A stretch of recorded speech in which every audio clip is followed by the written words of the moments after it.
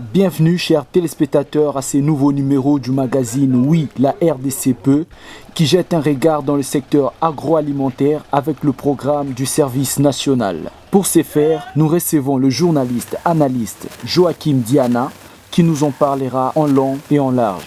Mais pour commencer, monsieur Joachim Diana, c'est quoi le service national? Le service national, c'est un organisme d'État créé par décret présidentiel. À l'époque de M. Laurent Désiré Kabila, c'était en 1998. Le service national avait pour but d'encadrer les jeunes Congolais, de faire le brassage.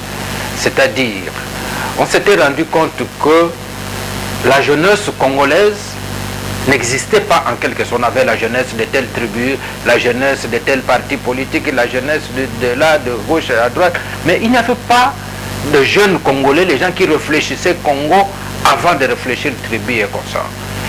Et c'est pourquoi à KCC, les jeunes, on les avait mis ensemble. Vous allez voir les jeunes de toutes les provinces, on prend parce qu'il y avait 11 provinces à l'époque, 22 dans le même endroit, de telle sorte qu'en sortant de là, les jeunes sortiront, chacun puisse parler la langue de l'autre. Donc chaque jeune parlerait au moins les 4 langues nationales, connaîtrait les réalités de chaque province. Et en plus de cela, tous ces jeunes étaient formés pour travailler. Il y avait les travaux de champ, parce que pour Mzé, il fallait produire. Réussir l'autosuffisance alimentaire et constituer des réserves stratégiques. Nous sommes un pays sans réserve stratégique.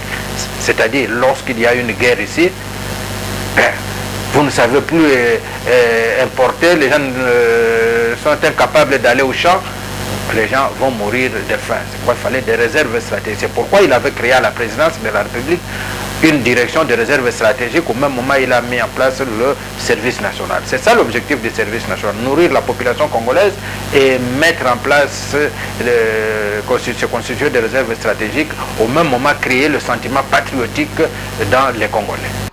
Mais pourquoi, avec des objectifs si nobles, un programme comme celui du service national a eu du mal à se pérenniser? Tout a été fait pour pérenniser cette action malgré la guerre. Vous savez que la guerre éclate en 98 et on a fait la première récolte à KCC en 99. Et les 6000 jeunes qui étaient à Kanyama KCC, avec cette période de guerre, on était obligé de les déconcentrer, les envoyer dans leurs différentes provinces avec objectif que chacun, là où il partait, qu'il puisse créer un noyau de service national. Les centres ont été pratiquement désignés partout. Et il y a eu la guerre, et la guerre a amené ce qu'on a appelé le menuisement des moyens. Les moyens s'étant menuisés, donc il était pratiquement impossible d'installer les services dans sa grande dimension. On faisait donc le service minimum. Et c'est ainsi que le chef de l'État, après la mort de Mzé, le chef de l'État Joseph Kabila, avait nommé à la tête le général Mounene. Le général Mounene n'a pas atteint la même dimension du service national qu'à l'époque du général Kaloumé sous Mzé Laurent Désiré Kabila. Après le général Mounene, on a nommé le général Leila. Leila a fait ce qu'il a fait, mais n'a pas atteint les objectifs comme on le pensait. Et nous arrivons avec le général Kitenge. Le général Kitenge connaît, il y a 1 plus 4, il y a des présidents de groupes rebelles qui s'étaient associés au gouvernement, qui considéraient le service national comme étant une milice. Et on commençait à les combattre. Et la Banque mondiale, les institutions internationales se sont mêlées pour considérer le service national comme étant une milice personnelle. Beaucoup ont même demandé sa dissolution, ainsi de suite. Et la Banque mondiale avait même exigé, je me souviens encore, nous avions eu les débats à l'époque quand Joseph Kabila décide de mettre le service national dans le cadre de la commission reconstruction. dirigé par Hérode à l'époque, les gens de la Banque mondiale sont venus là-bas, discussion avec Hérode, il a dit, nous voulons bien que ce service national existe, nous allons y mettre les moyens, mais pourvu qu'on enlève les militaires à la tête. C'était déjà dénaturer l'objectif de service national. Et on a continué avec le général Kitenge jusqu'à ce que, au mois d'août de l'année 2018, Joseph Kabila, après avoir visité les fermes du général Kassongo Kabwik, Jean-Pierre Kassongo Kabwik, il a constaté qu'il y avait dans les FARDC en général, comme les gens l'appelaient au service national, général fermier. Il lui a dit, vous avez fait du bon travail comme ça pour vous individuellement. Maintenant, je pense qu'il est temps que vous puissiez travailler aussi pour l'État, ce qu'il a nommé au service national. Et voilà, en le nommant, il a relancé le service national. Monsieur Joachim, quelle est la différence entre le service national et le projet Bukangalonzo? La différence est vraiment grande.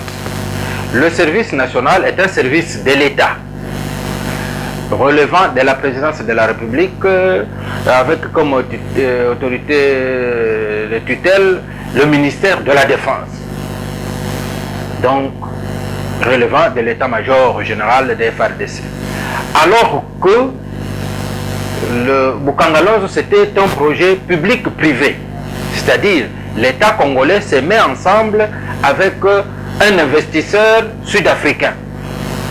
Un investisseur sud-africain, celui qui apporte sa part, c'est ce qu'on a créé Bukangalonzo.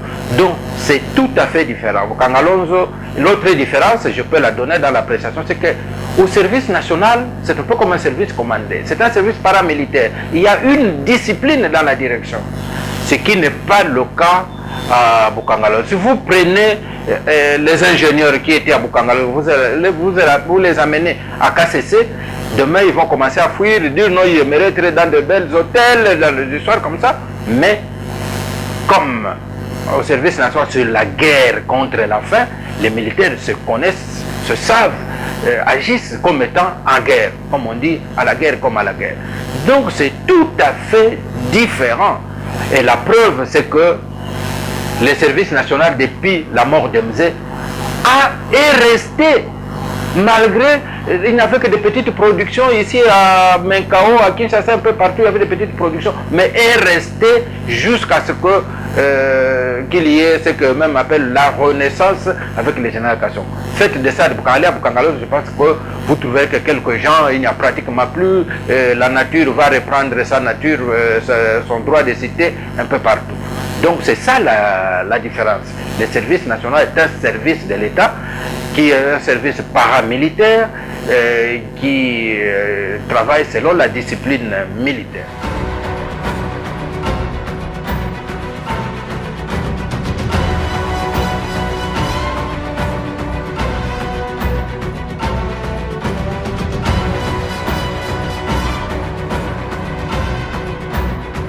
Le service national est un service de l'État.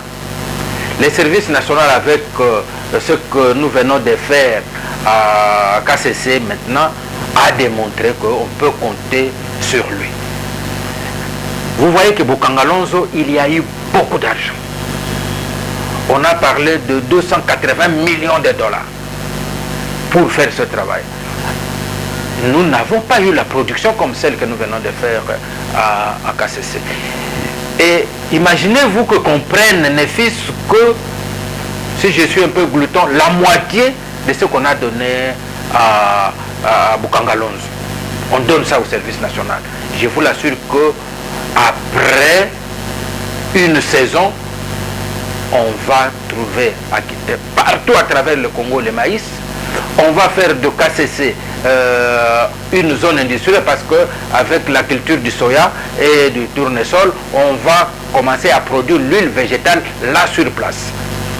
Et c'est que on n'attendait pas on n'a pas eu de Bukangalonzo malgré le financement.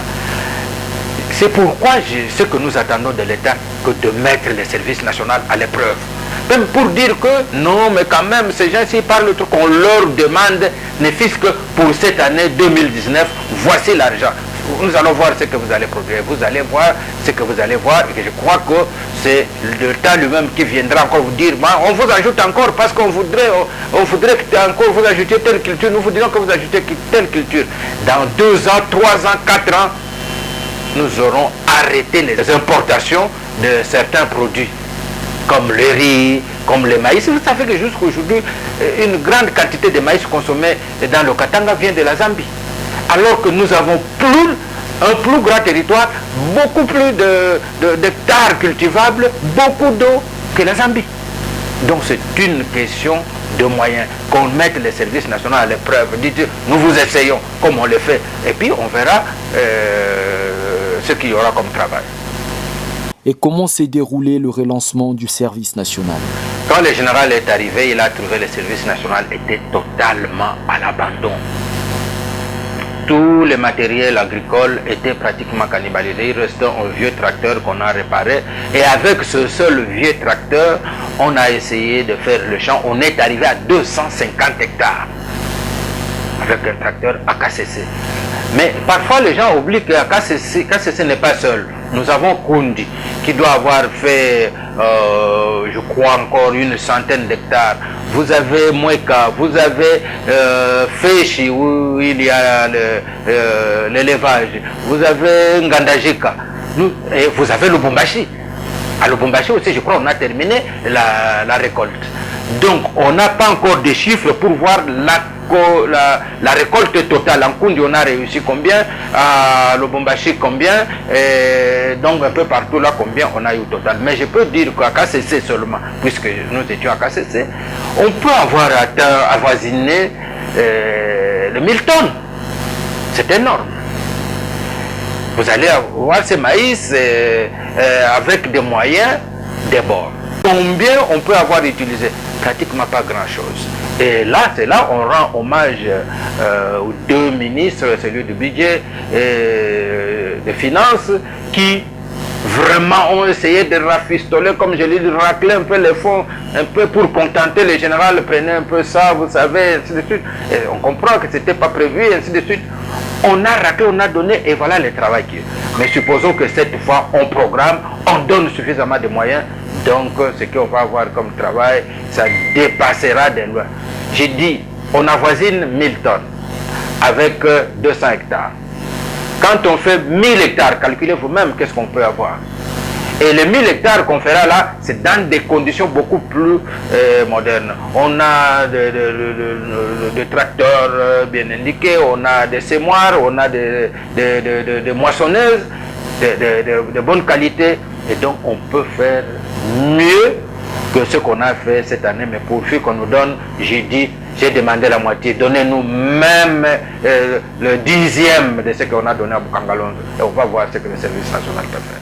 Peut-on espérer qu'un jour la RDC, avec un programme comme le service national, puisse nourrir l'Afrique? Oui, le Congo peut nourrir toute l'Afrique. Vous savez que nous avons des pays du Sahel qui n'ont pas de terres pour cultiver, qui ont la sécheresse, qui n'ont pas de pluie. On peut le nourrir avec l'eau. KCC à lui seul a près de 60 000 hectares de terres arables déjà prêtes à recevoir. 60 000. Le Congo lui-même a plus ou moins 800 000 hectares de terres arables. Donc imaginez-vous qu'on cultive ne fût-ce qu'un 10e de ce potentiel à travers le Congo. Donc on peut nourrir toute l'Afrique centrale, toute l'Afrique du Sahel, et nous devenons grands exportateurs de maïs, de blé, de tout ce que nous voudrions, parce que nous avons un pays où le climat s'adapte un peu partout, ainsi de suite. Et d'ailleurs, aux États-Unis, on nous avait proposé quoi? Ils attendent que la RDC relance la culture de EVA, parce que maintenant, les avions actuels ne veulent plus utiliser des pneus le caoutchouc synthétique pour faire leurs pneus. Ils ont besoin du caoutchouc naturel, et que nous avons abandonné alors qu'on peut le faire. Donc le Congo peut beaucoup contribuer à l'économie mondiale.